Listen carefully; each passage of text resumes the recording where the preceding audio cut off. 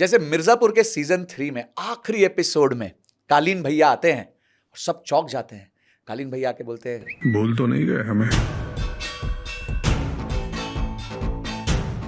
उसी तरह आज 18 महीने बाद हिंडनबर्ग ने अपनी अगली रिपोर्ट पब्लिश कर दी है और बता दिया है, पूछ लिया है आपसे कि मुझे भूल गए थे क्या। Guys before we start this podcast, मैं चाहता हूँ आप सबके सब जल्दी से सब्सक्राइब का बटन दबा दो। मैं हर हफ्ते ऐसे इंपॉर्टेंट टॉपिक्स पे इंटरेस्टिंग और इजी टू अंडरस्टैंड डिस्कशंस करता हूँ एंड ये पॉडकास्ट भी बहुत ज़्यादा इंसाइटफुल होने वाला है। So if you have not subscribe to my channel then hit the subscribe button right now, और अगर आप ऑलरेडी एक सब्सक्राइबर हो तो लाइक का बटन दबा दो। तो संजय ब्रो यार, सीधा मुद्दे पे आते हैं। हिंडनबर्ग ने अभी एक बहुत बड़ा स्टेटमेंट निकाला है कि सेबी की जो चेयरमैन है वो अदानी के साथ मिली हुई है स्कैम में, एंड इसीलिए जो उनकी पिछली रिपोर्ट आई थी जनवरी 2023 में, उसके ऊपर इनफ अच्छे से इन्वेस्टिगेशन नहीं हुई है। एक बार आप ना हमें अच्छे से इन डेप्थ में बता दो एग्जैक्टली क्या न्यूज़ आई है एंड इसमें क्या क्या पॉइंटर्स है। आयुष्मान, बेसिकली अगर अपन देखें ना तो इसमें हिंडनबर्ग ने चौकीदार को चोर बोल दिया है।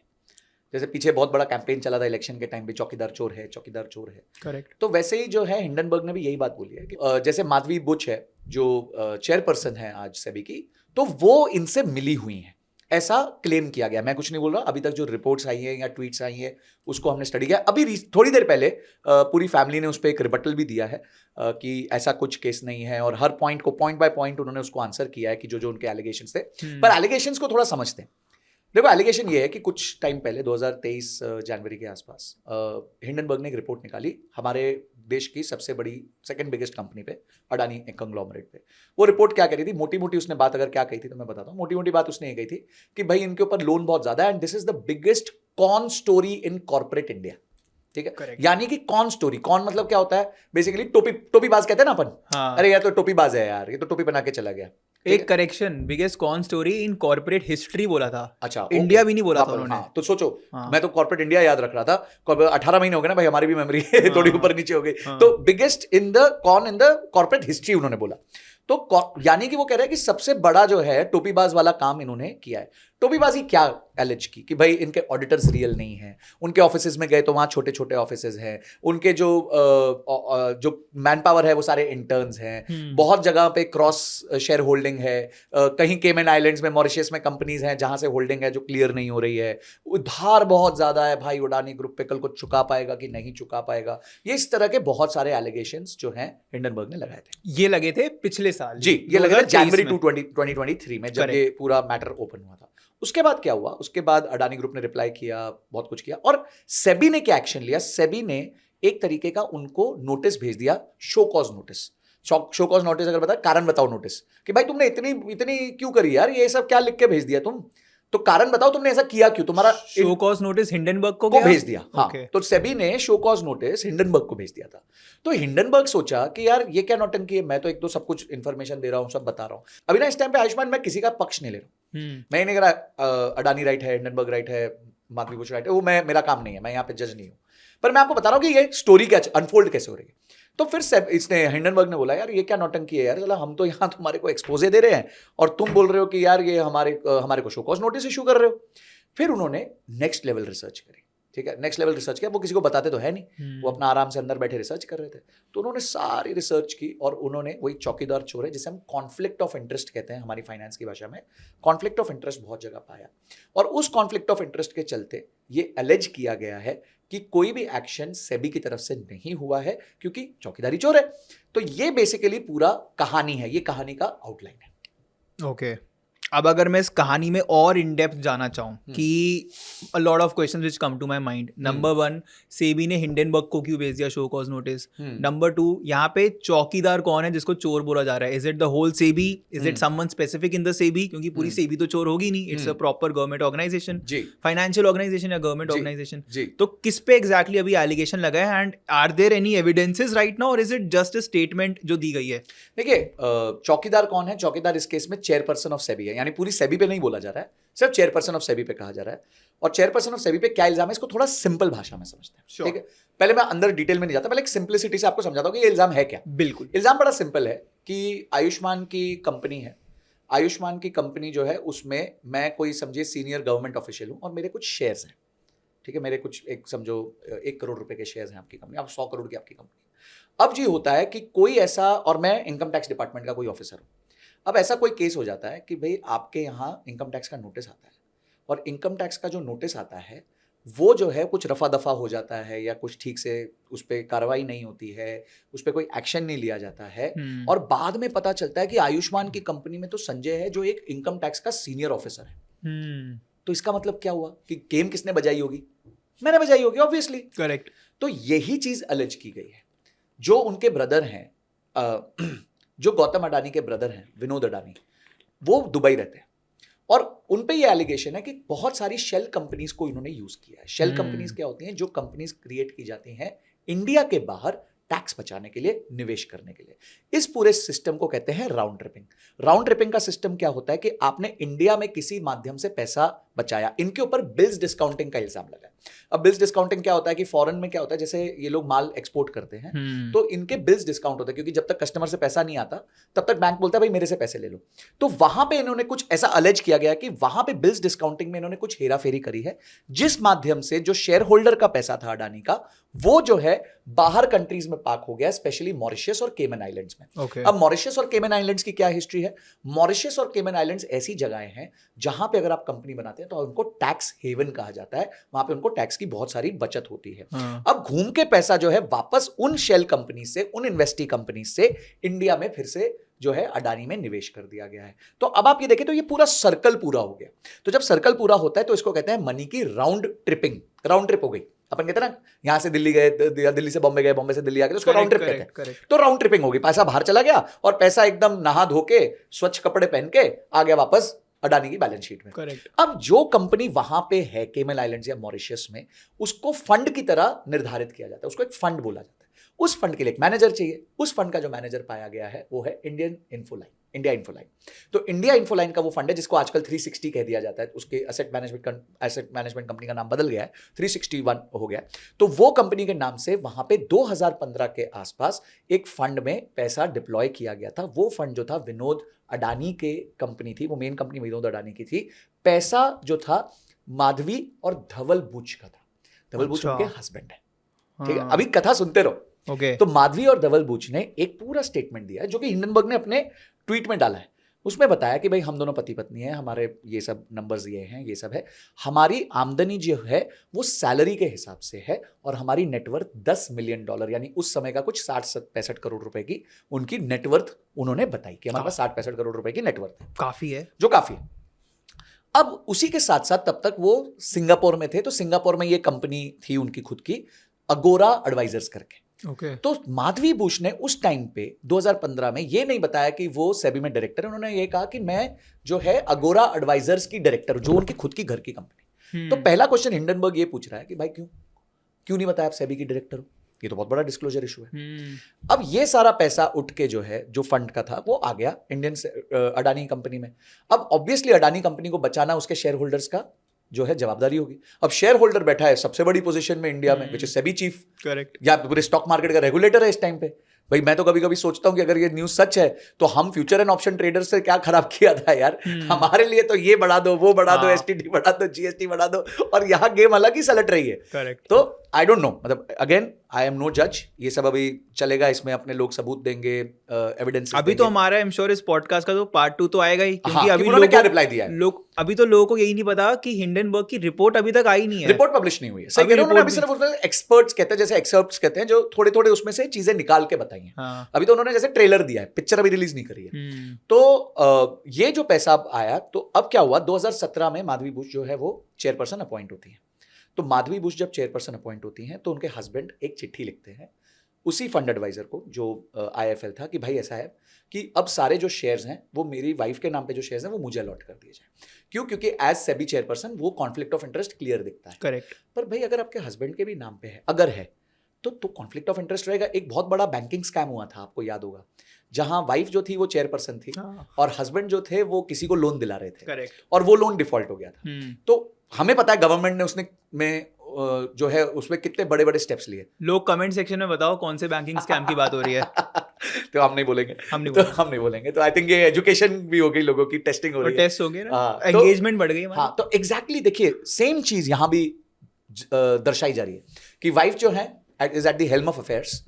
She's at a very senior position and husband पीछे जो है एक जो है वो काम कर रहे हैं और इस तरीके से कॉन्फ्लिक्ट ऑफ इंटरेस्ट का सिचुएशन क्रिएट कर रहे हैं। देखिए, आप ये बोलो नहीं जी मेरे पति अलग हैं, मैं अलग हूं, मैं उनसे इन्फ्लुएंस नहीं होंगी, ये सब बहुत किताबी बात है। It's impossible. On paper you can fight कि हम अलग हैं, हम अलग है, बट हाँ आपका पता चलता है भाई कि अगर पूरा आपको कॉन्फ्लिक्ट ऑफ इंटरेस्ट खत्म होना था तो उसी टाइम पे आपको रिडीम करने थे। तो अगर माधवी बुश ये प्रूव कर पाती हैं कि भाई उस समय हमने रिडीम कर दिया सिचुएशन, मतलब हमने तो बाहर कर दिया अपने आप को, तो वो एक सही ग्राउंड पे खड़ी होंगी जहां पे लोग कहेंगे ठीक है यार इसने पहले पैसा डाला होगा पर अब नहीं डाला। ठीक है, एक मैंने पॉइंट पढ़ा था उन्हीं का, correct me if I am wrong, उन्होंने कहा था कि जब उन्होंने सीबी ज्वाइन करा उसके 2 साल पहले ये इन्वेस्टमेंट की गई है। जी, तो इट्स जी। नॉट दैट कि हमारे चेयरपर्सन बनने के बाद हमने जी। इन्वेस्टमेंट करी है, दैट जी। Is why they are not guilty in a way, this is something they have said. देखिए बात सही है। क्या होता है कि आपको पता है आप किस चीज में इन्वेस्ट कर रहे हो, ठीक है, आपके राइट्स भी हैं, पर जब आप एक बड़ी पोजीशन पे आ जाते हो और क्वेश्चन, अभी मेन क्वेश्चन पता है क्या है कि 2017 में जब आप चेयरपर्सन बने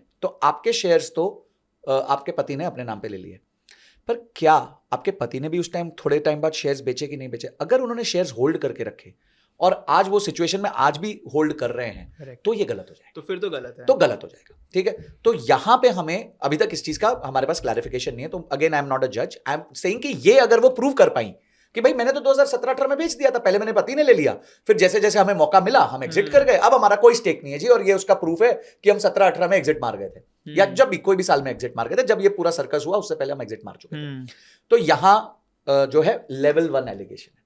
अभी तक ना सब लोग लेवल 1 एलिगेशन पे ही हल्ला कर रहे हैं। अच्छा, एक लेवल 2 एलिगेशन भी है। ओके, लेवल 2 एलिगेशन ये है, और ये बड़ा अजीबोगरीब सा एलिगेशन है। मतलब इसके लिए ना मेरे को लगता है कि बहुत ही जबरदस्त टीम होगी हिंडनबर्ग की यार, मतलब वो एकदम बाप लोग बैठे होंगे सारे वहां पे।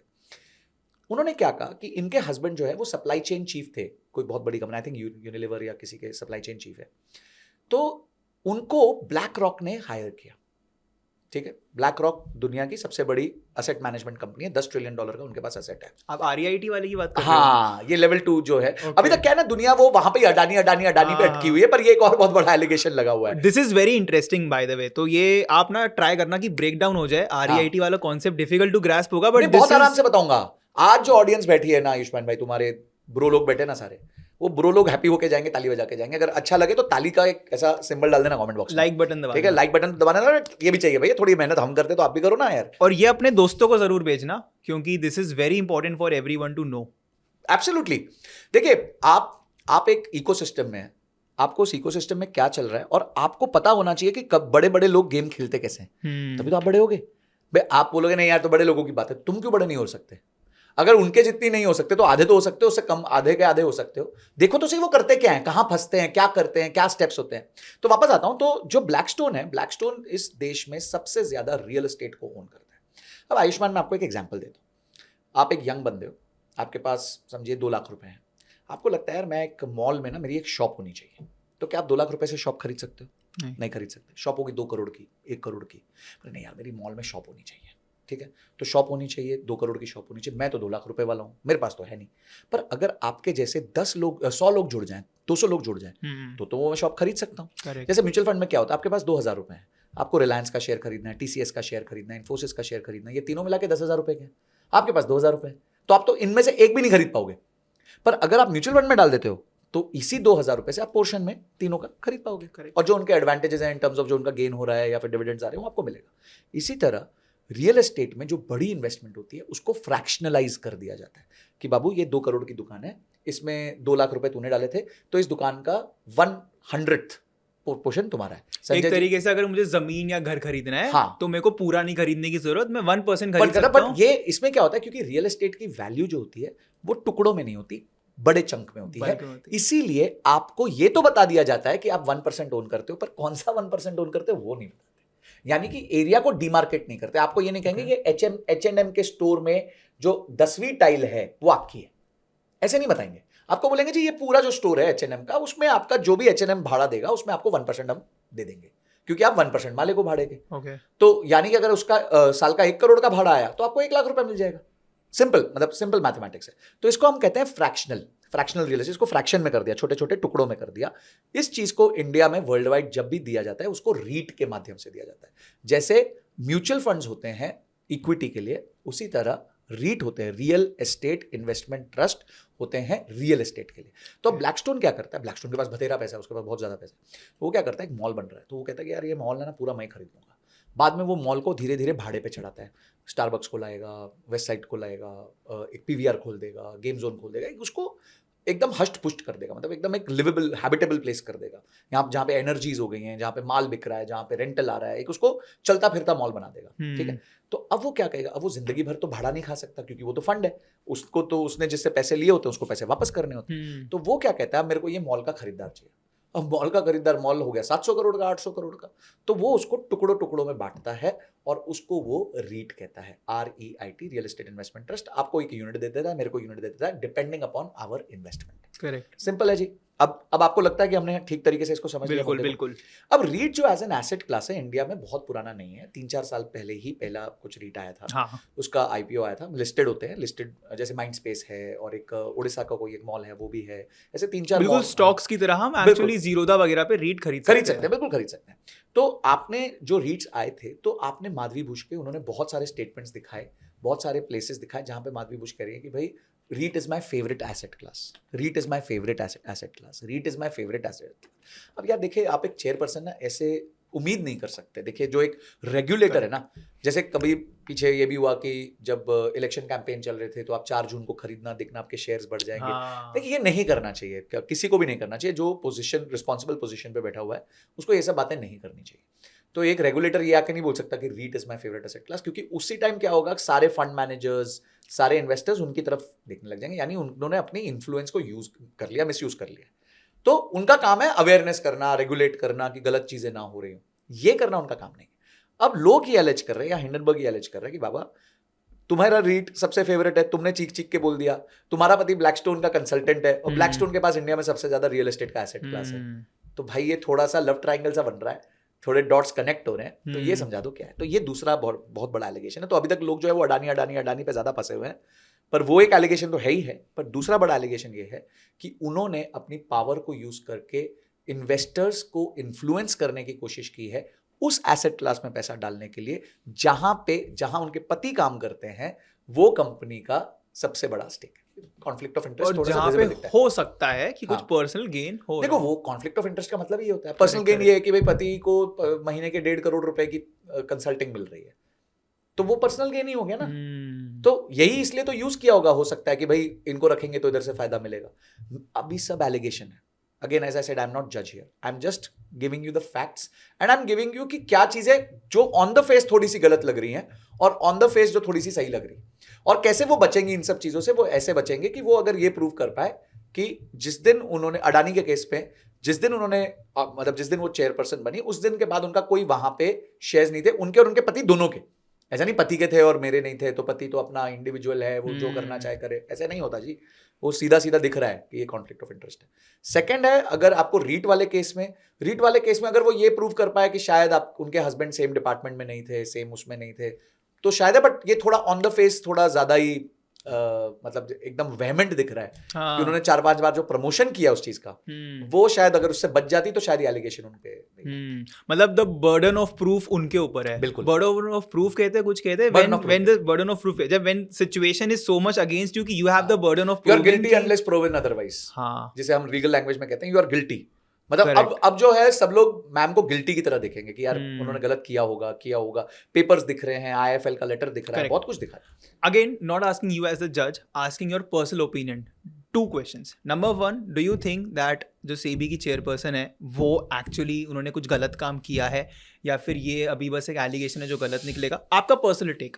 नंबर 2, डू यू थिंक कि अदानी में भी कोई स्कैम हो रहा है जो कि हिंडनबर्ग ने एक्यूज करा है उनको? Before we move on, if you are a founder or marketer, I have something important to tell you. And no, this is not a sponsor promotion. In fact, I will be telling you about my social media company, Growth Rocket. Growth Rocket is a content creation company जो new age brands को social media पे organically viral करता है. We look after the end-to-end content creation process for your brand, right from creating a brand strategy, coming up with viral content topics, doing the research on every topic, writing scripts, shooting the video with influencers, editing the videos, and finally posting it on social media.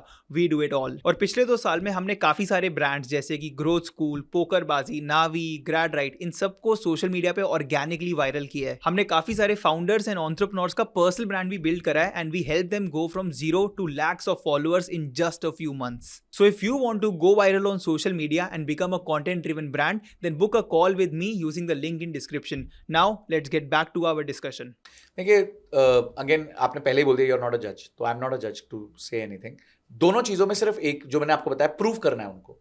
पहली चीज में ये prove कर दे कि उनका कोई stake holding नहीं था, ना उनके पति का कोई स्टेक होल्डिंग था, ग्रेट। सेकंड में वो अगर ये प्रूव कर दे कि बेसिकली उनका जो डिपार्टमेंट था कुछ अलग था या वो सेम उसमें नहीं थे, मेन उनका काम ये नहीं था, उधर से कुछ प्रूफ्स ले आए तो शायद बच जाए। बट सेकंड वाले में थोड़ा सा मेरे को ज्यादा प्रॉब्लम लग रही है। फर्स्ट वाले में फिर भी मेरे को लग रहा है कि अगर वो प्रूव कर गई तो बच जाएंगी, पर सेकंड वाले में थोड़ी ज्यादा मेरे को आपने तो मेथडोलॉजी ऑफ वो बता दिया कि क्या करने पे वो गिल्टी नहीं होगी। मतलब देखिए आपका पर्सनल अभी तक का टेक क्या है? हर एक कोई गट यार होती है ना। मैं ना मीडिया ट्रायल्स पे नहीं जाता पर्सनली, मीडिया ट्रायल्स पे बिल्कुल नहीं जाता।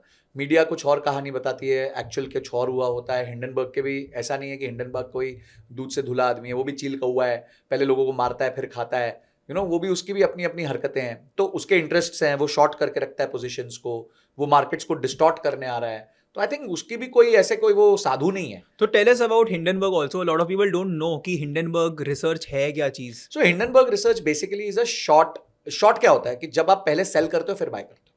तो स्टॉक मार्केट में अगर आप कैश मार्केट में होते हो तो जनरली आप पहले बाय करते हो फिर सेल करते हो, पर जो फ्यूचर्स एंड ऑप्शंस मार्केट है वो आपको अलाउ करती है कि आप पहले सेल भी कर सकते हो फिर बाय भी कर सकते हो। तो ऐसे जो प्लेयर्स होते हैं वो चाहते हैं कि मार्केट या अंडरलाइन जो स्टॉक है वो नीचे गिरे। तो हिंडनबर्ग ने पहले बहुत सारी कंपनीज को ऐसे किया, मैं कुछ नाम आपको बताता हूँ। हाँ ऐसे एग्जैक्टली अडानी को तो किया ही किया है, पर उससे पहले भी उनकी कुछ कंपनीज रही हैं। मैं जस्ट मीनवाइल आप में से जितने भी लोगों ने अभी तक सब्सक्राइब नहीं करा है, सब्सक्राइब कर लो अभी के अभी। हर हफ्ते 2-3 पॉडकास्ट आएंगे on all these important topics, be it business, be it politics, be it something else. So subscribe अभी के अभी। वेट करेंगे हम 5 सेकंड जब तक सब्सक्राइब नहीं कर रहे। 1 2 3 4 5 थोड़ा जल्दी गिन दिया आपने, बट चलो जल्दी करेंगे ना, इसलिए जल्दी करेंगे। Okay, I think other companies which they have covered is Adani तो किया ही, एक निकोला क्लोवर हेल्थ किया था, ब्लॉक आईएनसी किया था, कैंडी किया था, लॉर्ड्सटाउन मोटर्स किया था। इन सब कंपनीज को इन्होंने कवर किया था इंटरनेशनल एक्सचेंजेस में, नॉट नेसेसरली इंडियन कंपनीज हैं। और इनको कवर किया, फिर उनके बारे में कुछ ना कुछ निकाला कि अंदर झोल है, अंदर कुछ हो रहा है। वो जैसे वो सीआईडी में बोलता था ना, दया कुछ तो गड़बड़ है, कुछ तो गड़बड़ है। तो वो कुछ तो गड़बड़ है दिखा दिया और अपना इन्वेस्टर ट्रस्ट को खत्म कर दिया। पोजीशन शॉर्ट हुई, उन्होंने पैसा बना लिया और वो टाटा बाय बाय करके अपनी बोरी भर के निकल लिए। तो देखिए सब कुछ जो है ना वो ऑन द फेस नहीं होता है चीजें। हिंडनबर्ग का सक्सेस रेट कितना है कि फाइनली जो चीज वो स्कैम क्लेम करते हैं वो स्कैम निकलती है? देखिए स्कैम जो क्लेम करते हैं ना वो कभी प्रूव नहीं हो पाता। अभी अडानी कुछ प्रूव हो पाया, अभी वो लड़ते रहेंगे, अभी वो बोलेंगे अच्छा तुमने ये नहीं किया, फिर अडानी बोलेगा अच्छा तुमने ये नहीं किया, चलता रहेगा। एक आम इन्वेस्टर को ना ये सब चीजों पे ज्यादा ध्यान नहीं देना चाहिए, क्योंकि हिंडनबर्ग साल में ही 3-4 बार ऐसा कुछ काम करता है और वो भी नॉट नेसेसरली इंडिया में करता है, हर जगह करता है। तो ये उनकी रिपोर्ट्स होती हैं, उनके थॉट्स होते हैं, उनके सिस्टम्स होते हैं, उनके प्रोसेसेस होते हैं। देखिए कोई भी बिजनेस जब चलता है, आपने सेकंड क्वेश्चन एक बहुत अच्छा पूछा था कि do you really think Adani is a scam? See what is the definition of a scam? India में अगर कोई इंसान इस लेवल का बिजनेस कर रहा है तो there are certain dead bodies he has put in the ground, जिसकी वजह से आज वो बिल्डिंग खड़ी है। कोई साफ हाथ से इतना बड़ा बिजनेस नहीं बना सकता, ये बहुत क्लियर है। ये मैं किसी पे एलिगेशन नहीं लगा रहा हूं, but it is very difficult कि आप एकदम क्लीन हैंड से आपको इस तरह का बिजनेस क्रिएट करने मिलेगा। या तो आपको कोई जमीन में बेनिफिट मिला होगा, या आपको कोई माइंस एलोकेट कर दी होगी, या आपको कोई तेल का कुआं दे दिया होगा सस्ते भाव में, या आपको कोई 4G 5G 3G लाइसेंस सस्ते में मिल चुका होगा। मतलब कोई ना कोई चीज ऐसी हुई होगी आपके लाइफ में एज अ बिजनेस जहां आपको एक मैसिव डेल्टा मिला होगा। पर उसके लिए ना आपको थोड़ा बैकवर्क और डबल क्लिक भी करना पड़ता है। डबल क्लिक ये करना पड़ता है कि आज अगर 2G 3G 4G जब भी स्कैम्स एलेज हुए और अगर किसी कंपनी को वो दिया गया तो वो कंपनी क्या कर रही थी। आज मैं जब दुबई जाता हूं वहां पे कॉल रेट्स और इंटरनेट रेट्स इतने थ्रू द रूफ हैं कि एक आम आदमी अफोर्ड ही नहीं कर सकता। आज अगर अंबानी को हम ये देखें कि भाई लाइसेंस मिला तो उन्होंने क्या किया, उन्होंने तो सस्ते में इंटरनेट दे दिया ना। करेक्ट। आज जो डिजिटल बूम आया है, ये पॉडकास्ट जिस चीज पे पब्लिश होगा, लोग बैठ के 2-2 GB 2.5 GB कंज्यूम कर रहे हैं। आज अगर आप देखो तो रिलायंस का ये डेटा कहता है कि 28 GB एक आदमी औसतन कंज्यूम कर रहा है महीने में, उनका एक user 28 GB in a month.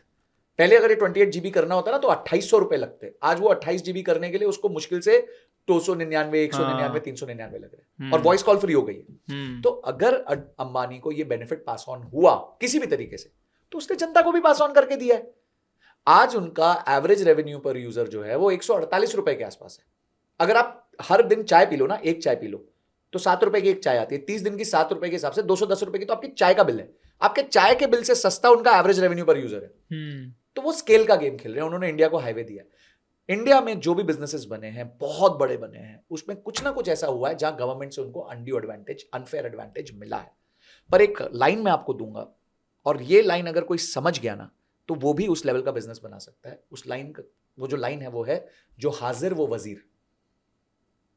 तो अगर ये बिजनेसेस हाजिर है, यानी आज मार्केट में हैं, प्ले करते हैं, एक डोमिनेंट प्लेयर हैं मार्केट में। अगर देखिए आप क्या होता है कि अगर किसी बाबू को भी काम देना है, किसी पॉलिटिशियन को भी काम देना है, वो किसको काम देगा? ढूंढेगा थोड़ी, जो आके उससे काम मांगेगा, जो उसके यहाँ लाइजन करेगा, जो उसके यहाँ बैठेगा, जो आंखों के सामने होगा उसको काम मिलेगा, जो आंखों के सामने नहीं होगा उसको काम नहीं मिलेगा। सिंपल बात है। तो जो हाजिर है वही वजीर है।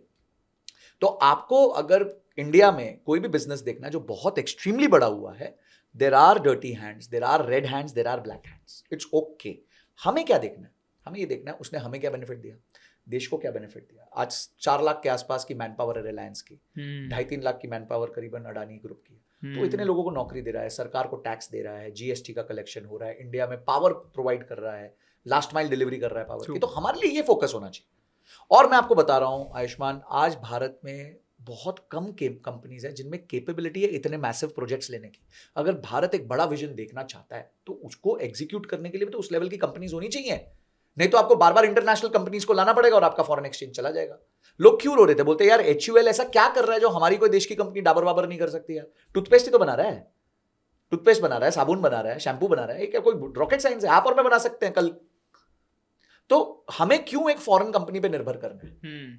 हमारी भारत की कंपनी फॉरेन जाए ना। तो आई थिंक वामपंथी सोच है ये कि सब कुछ स्कैम है, ये भी स्कैम है, वो भी स्कैम है। ये टोटली एक आपकी वामपंथी जिसे कहते हैं हम। व्हाट इज वामपंथी? तो वामपंथी इज कम्युनिस्ट सोच।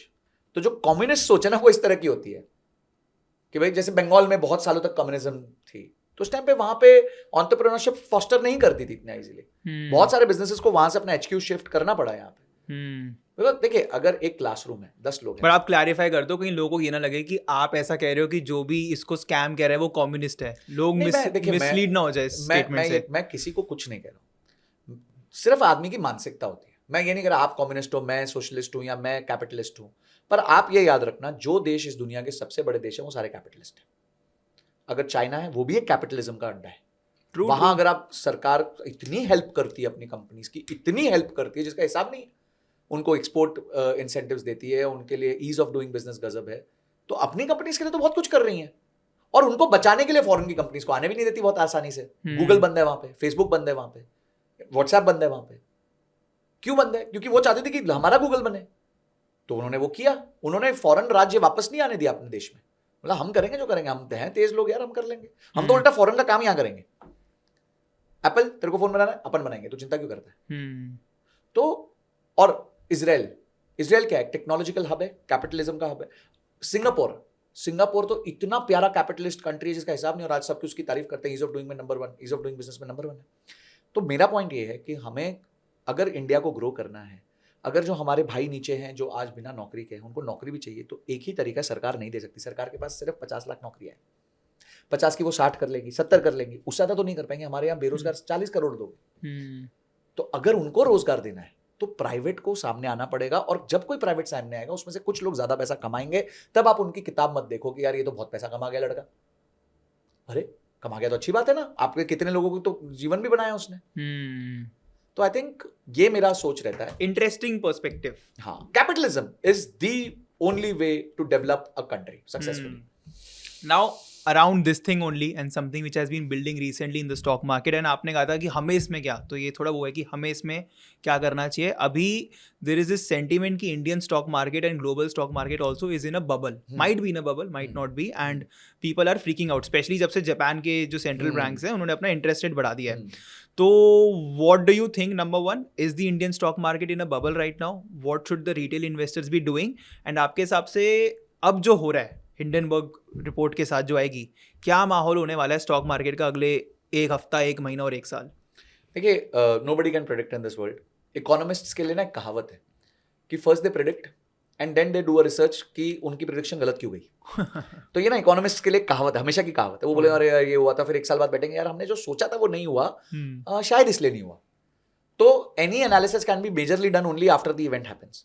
बट अगर हम मैक्रो को थोड़ा सा स्टडी करें, बेसिक स्टडी कर लें. एक आपको फैक्ट बताऊं, ऑफ टॉपिक फैक्ट, हाँ. 80% स्टैटिस्टिक्स आर इनकरेक्ट. ऑब्वियसली आप कवर ही नहीं कर सकते यार, जो तरीका स्टैटिस्टिक्स लेने का वही गलत है. बट मैक्रो थोड़ा बहुत आप अपना मेंटल वो लगा सकते हो, मेंटल मैथ्स लगा सकते हो. तो मेंटल मैथ्स ये कहता है हमारे देश के लिए कि हमारे देश में जून के महीने में 20,000 की एसआईपी हुई. जुलाई के महीने में ये एसआईपी बढ़ के 23,000 करोड़ की हो गई. 20,000 करोड़ की एसआईपी 23,000 करोड़ की हो गई. मार्केट्स थोड़ी सी गिरी थी पर लोगों को डर नहीं लगा. यानी कि एक इंडियन डोमेस्टिक इन्वेस्टर जो है वो काफी स्ट्रांग हो गया है.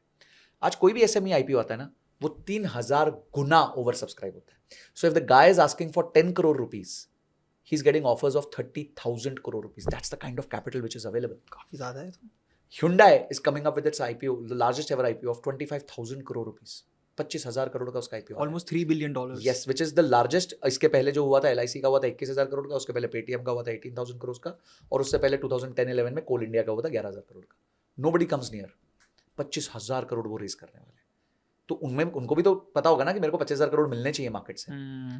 और अभी एक और मैथ बताता हूँ आपको. 21,000 करोड़ का जो IPO LIC का आया था, उसमें हाईएस्ट एवर रिटेल पार्टिसिपेशन हुआ था. पता है कितना?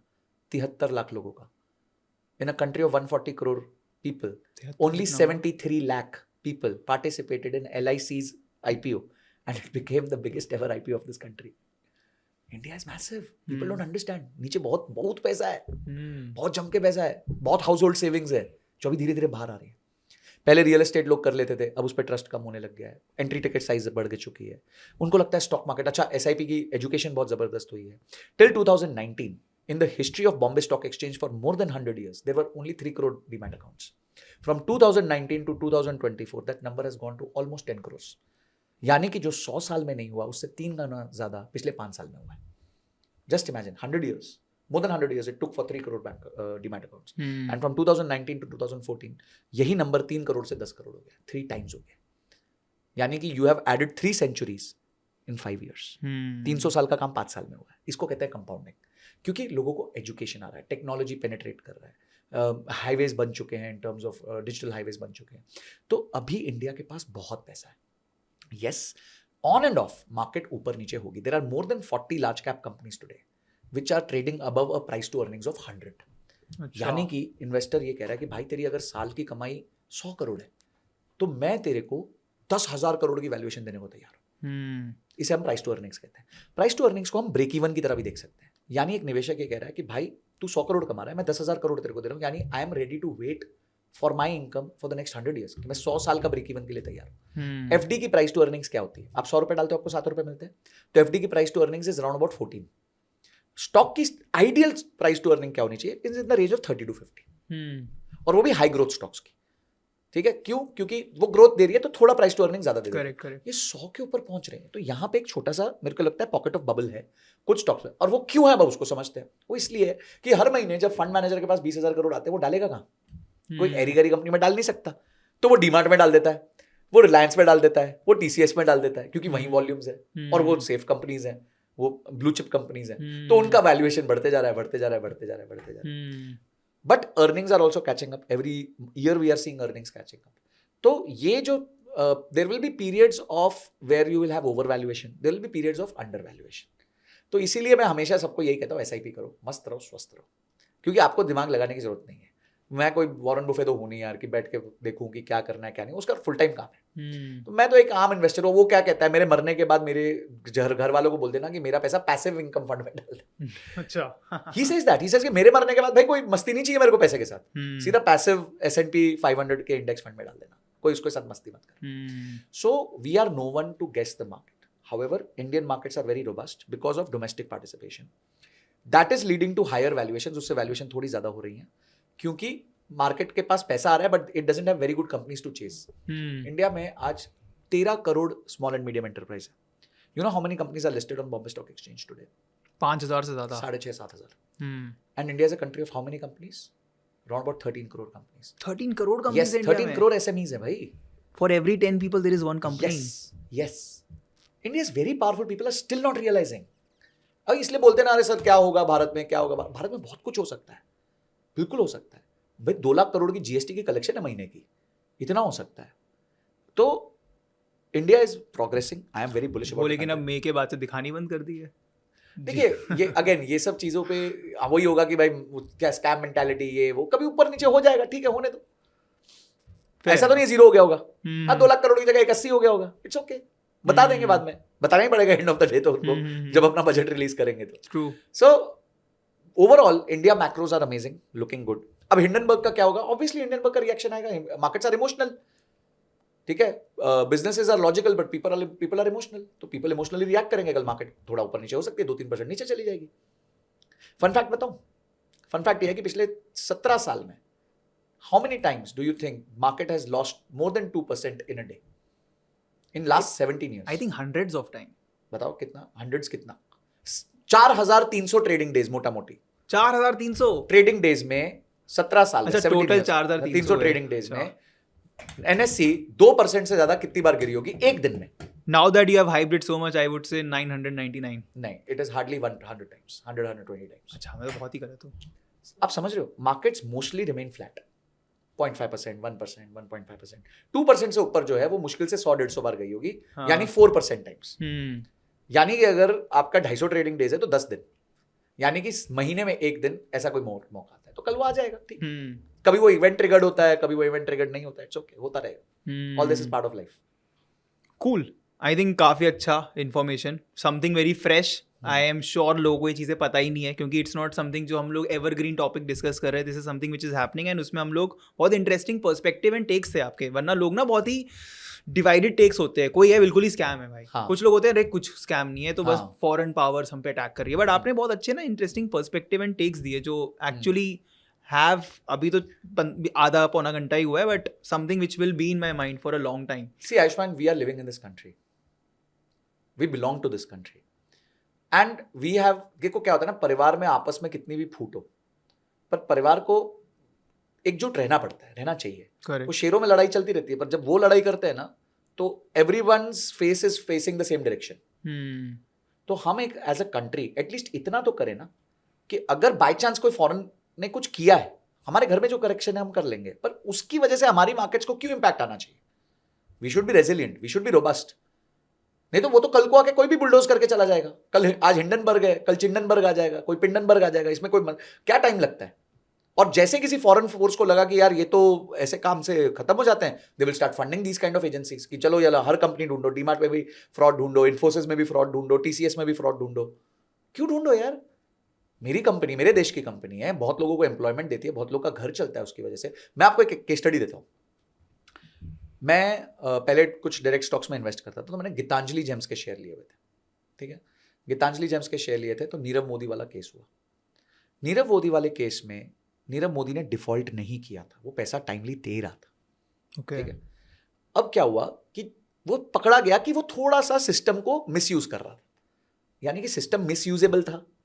यूएस में क्या होता है, अगर एफबीआई कोई ऐसा चोर पकड़ ले जिसने एफबीआई को चकमा दे दिया, तो एफबीआई उसको अपनी टीम में रख लेती है। अच्छा। उसको सजा नहीं देती, उसको बोलती तू मेरी टीम में आ जा, क्योंकि तू तो इतना मेरे से भी तेज है ना भाई। तो आगे की कोई प्रॉब्लम्स, आपने वो एक मूवी देखी होगी catch me if you can, there is a movie, beautiful movie catch me if you can. वो गलत गलत चेक्स बनाता है, फिर भी पैसे निकलवा लेता है, बहुत कुछ करता है, और बाद में वो टीम में आ जाता है एफबीआई के।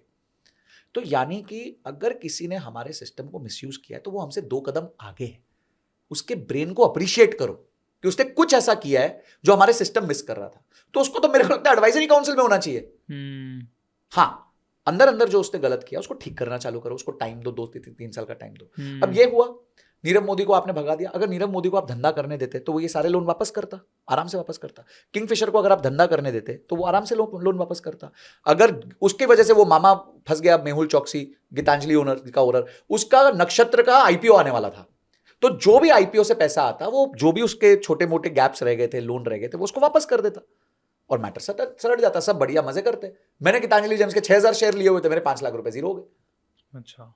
तो मेरे जैसे कितने इन्वेस्टर्स के जीरो हुए ना? मेरे तो 5 हुए, किसी के 50 भी हुए होंगे, और किसी गरीब के 10,000 भी हुए होंगे। आप क्यों सिस्टमैटिकली मेरे यहाँ की कंपनीज को मार रहे हो बॉस? उनको विकल्प दो, टाइम दो वापस आने का।